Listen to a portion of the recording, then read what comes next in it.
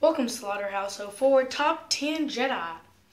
This will list all of the Jedi. Some of these you might not agree with, but this is what I think, and if you want to know what you think, there is nothing wrong with that. Please enjoy, like, and subscribe.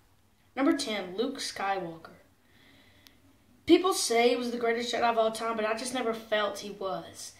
In the prequels, the Jedi battles were kind of slow. They had just been introduced. Like in the prequels, they were all fast and awesome, but then they didn't really, it just came out. They didn't know what to do. I think that if we did like a redo where they were faster, we might know.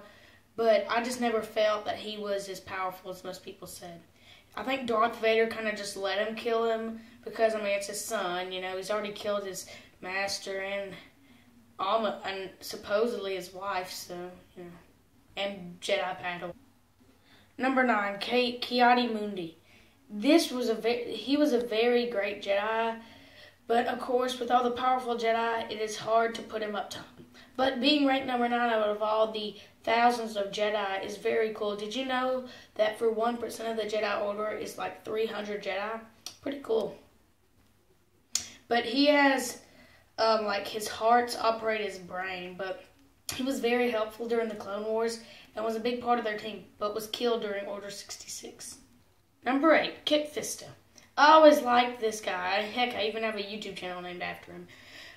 Named Master Kit Fisto Star Wars stuff, which will be in, I will do a comment of me as that channel under below, so you can check out that channel. But he was a very powerful Jedi. He did survive the Clone Wars, and was the second last Jedi that was killed by Palpatine. He almost lived, but Palpatine did a quick slice on him. But still very powerful Jedi. Did almost defeat Grievous after his Padawan's death. You gotta love this guy. He is really cool, and his mask, and he has like 6 different lightsabers. It's pretty cool. Very powerful Jedi. He did find Ahsoka Tano, who would become Anakin Skywalker's apprentice till she was blamed for bombing the Jedi Temple and left the Order. He is very cool until you see what he looks like unmasked. But, of course, very great Jedi. And even unmasked, he looks awesome. But the mask and all that makes him cool. Very amazing Jedi. Shot down during Order 66 by his own men while he was flying. Number 6. Yarael Poof. This Jedi was amazing at the Jedi mind trick, and he was very powerful. And he sacrificed his life for the Jedi. He was sent to get a weapon, and eventually sacrificed his life for millions of Jedi. So he is awarded by being ranked 6th on our top 10 Jedi. Number 5, Yaddle. Like Yarael Poof, she sacrificed her life for the Jedi Order, jumping on a bomb that killed her but saved many Jedi, including probably parts of the Jedi Temple. She is one of the only other species of Yoda that we know about, besides many others in the, like in the Old Republic. Though I did see one with a big beard in The Force Awakens. You might do a video about that later. Number 4, Obi-Wan Kenobi. The master of Anakin Skywalker, who is not listed on this because he did become a Sith Lord. We do not count those. He was trained by Qui-Gon Jinn, who was trained by the great lightsaber skilled Sith Lord, he would later become Count Dooku. Count Dooku was actually a big help to the Jedi. But back to Obi-Wan. Obi-Wan sacrificed his life for Luke Skywalker. Again, this is the 3rd one that actually sacrificed. He survived the battle with Anakin, and is the reason Anakin ended up being called Darth Vader, and with his cool armor. So thank you, Obi-Wan. The armor is what made us love the original movies most. Number 3, Bagar Sadat.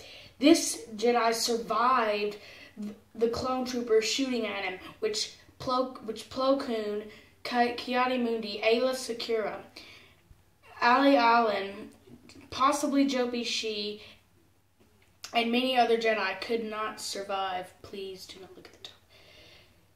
But he was very skilled. Not many people know much about him. If you want to, please look him up and go to Wikipedia, the Star Wars site. It teaches you a lot about Star Wars. But not much people know about him, but he was an amazing Jedi. His death was execution by his own friends, calling Darth Vader to behead him. But that is sad. He could have lived throughout the Star Wars universe and become a very powerful Jedi. So sorry, Bagar, we still love you. Number 2, Mace Windu. Partly trained by Yoda, this Jedi was awesome. He was going to kill Supreme Chancellor Palpatine, aka Darth Sidious, which Yoda could barely do.